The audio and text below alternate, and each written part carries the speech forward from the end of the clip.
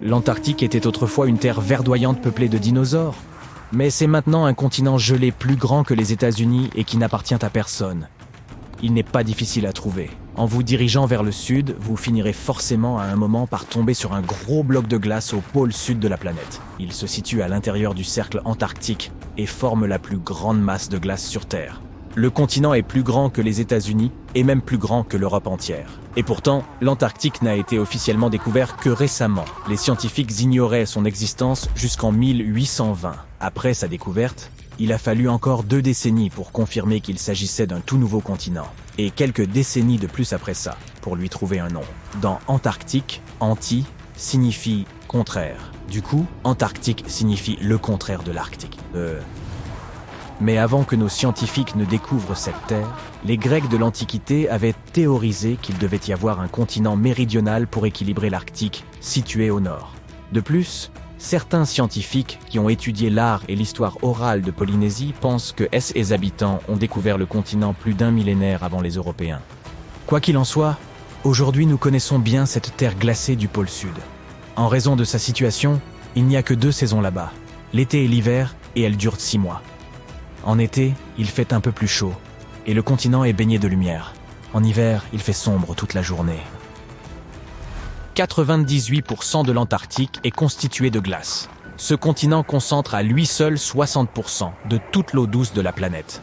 Et pourtant, malgré ça, l'Antarctique est le plus grand désert du monde. Par définition, un désert est une zone où la végétation est rare et où il y a peu de neige ou de pluie. Notez que l'abondance de sable n'est pas une condition nécessaire, même si le continent possède du sable et même des dunes. L'Antarctique est le continent le plus venteux de la planète. La vitesse du vent peut atteindre 322 km/h. C'est plus rapide qu'un ouragan. Le peu de neige qui tombe sur ces terres ne fond jamais. Elle s'accumule pendant des siècles et des millénaires. La couche de glace est donc très épaisse. L'Antarctique regorge de secrets. Tout un monde se cache sous cette glace. Par exemple, un grand nombre de montagnes du continent dépassent les 2500 mètres. C'est plus haut que 3 Burj Khalifa empilés les uns sur les autres. Actuellement, c'est le gratte-ciel le plus haut du monde. Mais si nous ne voyons pas toutes ces montagnes, c'est parce qu'elles sont cachées sous une couche de glace de près de 5000 mètres d'épaisseur. Il y a aussi un lac là-dessous, à 3350 mètres de profondeur. C'est le lac Vostok, du nom de la station de recherche Vostok sous laquelle il est situé. À l'origine, il ne s'agissait que d'une hypothèse. Il y a plus d'1 siècle, un scientifique a suggéré que l'énorme pression créée par les tonnes de glace pouvait diminuer le point de fusion de la glace dans les couches les plus basses de la calotte, et ainsi créer de l'eau liquide et former un lac. Il n'a pas pu prouver lui-même sa théorie, mais des scientifiques ont plus tard repris ses travaux et ont confirmé que tout ça tenait la route. Il existe également un canyon en Antarctique, caché sous d'énormes masses de neige. Il est plus profond que le Grand Canyon d'Arizona. Une chaîne de montagnes divise le continent en 2 parties, l'Antarctique oriental et l'Antarctique occidental. Dans la partie occidentale du continent, les températures sont plus élevées et la fonte des glaces a commencé. Si l'Antarctique occidental fond et libère toute son eau, le niveau moyen de la mer augmentera d'environ 5 mètres. Cela suffira pour que certaines villes disparaissent complètement d'un bout à l'autre de la planète. La première à disparaître sous les eaux pourrait être la capitale thaïlandaise, Bangkok, qui se trouve à seulement 1,5 mètre au-dessus du niveau de la mer. Ensuite, ce sera Amsterdam aux Pays-Bas, puis Ho Chi Minh Ville au Vietnam, Cardiff au Royaume-Uni et la Nouvelle-Orléans aux États-Unis. Aujourd'hui, on travaille beaucoup en Antarctique, où des scientifiques résident de longs mois pour étudier ce continent mystérieux. Au fil des ans, quelques enfants y sont même nés. Mais ce n'est pas un pays, et ces terres n'appartiennent à personne. Elle est régie par le traité sur l'Antarctique, un accord de recherche et de collaboration pacifique qui interdit toute revendication territoriale. Signé à l'origine par 12 nations, il compte aujourd'hui 59 signataires, dont la moitié ont un pouvoir de décision. Le continent est peuplé tout au long de l'année par des chercheurs du monde entier. Environ 5000 personnes y vivent en été et 1 millier en hiver. Cependant, personne n'y réside en permanence. Les gens vont et viennent, et les scientifiques y séjournent à tour de rôle. La température moyenne annuelle y est de moins 34 degrés Celsius, mais il fut un temps où l'Antarctique était à peu près aussi chaud que la Melbourne d'aujourd'hui. C'était il y a environ 45 millions d'années. Et je n'étais pas encore né à l'époque. Mais le continent était couvert de forêts et les dinosaures parcouraient ces contrées, vivant sous des températures avoisinant les 17 degrés Celsius. C'était bien avant les manchots.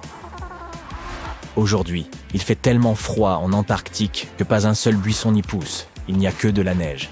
Les seules plantes qui peuvent prospérer sous des températures aussi extrêmes sont les lichens, les mousses et les algues. Les humains ne peuvent pas non plus survivre dans des conditions aussi rigoureuses pendant de longues périodes. C'est pourquoi le continent n'a jamais eu de population autochtone. Enfin, si l'on ne compte pas les manchots, les phoques, les baleines et quelques espèces d'oiseaux. La faune de l'Antarctique est la plus rare et la moins diversifiée de la planète, car seuls quelques organismes peuvent résister à ces conditions difficiles, et aussi parce qu'il est interdit d'y amener des espèces non indigènes. Par conséquent, si vous vouliez voyager en Antarctique avec votre chat, on ne le laissera pas entrer. Ce n'est pas moi qui décide des règles. Les quelques espèces qui vivent au pôle Sud sont totalement propriétaires de l'endroit, c'est tout. Il n'y a pas plus de 5000 habitants humains et environ 20 millions de manchots. Mais ce sont des colons, en quelque sorte. Les ancêtres des manchots vivaient en Australie et en Nouvelle-Zélande. On trouve là-bas encore quelques espèces de manchots, dont le plus petit de la planète, qui ne mesure que 30 cm. Cependant, la plupart ont migré vers l'Antarctique à un moment donné. Peut-être parce que la perspective de grandes quantités de nourriture les attirait. Ce n'est pas à cause du froid qu'ils aiment pour la région. Il s'avère que la plupart des manchots quittent le continent à la fin de l'été. Les seuls à y rester sont les manchots empereurs mâles. Et ils le font pour réchauffer et protéger les œufs laissés par leurs compagnes. Mais où vont tous les autres ? Au début, c'était un grand mystère, même pour les scientifiques. Mais en attachant de minuscules dispositifs de localisation aux pattes de quelques-uns de ces animaux, ils ont trouvé la réponse. Les manchots partent vivre dans les océans du Sud lorsqu'il fait trop froid en Antarctique. 6 mois durant, aucun d'entre eux ne revient sur la terre ferme, puis ils regagnent le continent. Lorsqu'ils reviennent, les œufs confiés aux manchots mâles commencent à éclore. Et les familles sont réunies. Les manchots se nourrissent de différents poissons, et l'océan en regorge malgré les froides températures. Dans certaines régions, l'eau peut atteindre des températures proches de zéro parce qu'elle est salée. Mais les poissons ne gèlent pas, car leur corps contient des protéines anti-gel. Il y a aussi environ 1 million de phoques en Antarctique. Ils aiment eux aussi le poisson et peuvent retenir leur souffle sous l'eau pendant 2 heures. Ils voient beaucoup mieux sous l'eau qu'à la lumière du jour et utilisent leurs moustaches pour localiser leur nourriture. Les trous qu'ils creusent dans la glace pour respirer peuvent se refermer pendant qu'ils nagent. Et ils doivent alors utiliser leurs dents pour faire un nouveau trou. Les phoques peuvent même dormir sous l'eau et remonter à la surface de temps en temps sans se réveiller. Impressionnant.